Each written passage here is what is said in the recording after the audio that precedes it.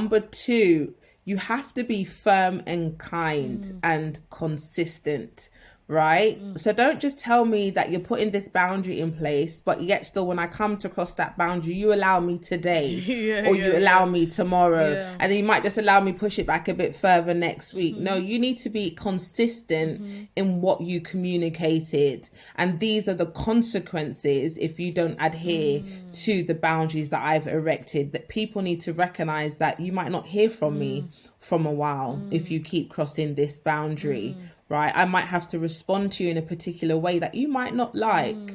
You know, I might call you out on your behavior. Listen, sis, I told you earlier this year, and I told you again in a couple of months later, I need to do this for myself. And it's clear that you don't value me or the relationship that we have to respect that boundary that I've put in place, right? Because we're reinducting people into our new lifestyle. We're reinducting people in a way that they're now going to treat us differently.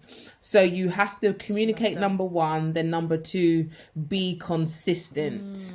Okay. And probably the third thing is adjust where needs to be adjust. You need to be flexible in your boundaries. We're not imprisoning ourselves. We're not building walls, because some of us will hide behind the word boundary when in fact we're being cowards.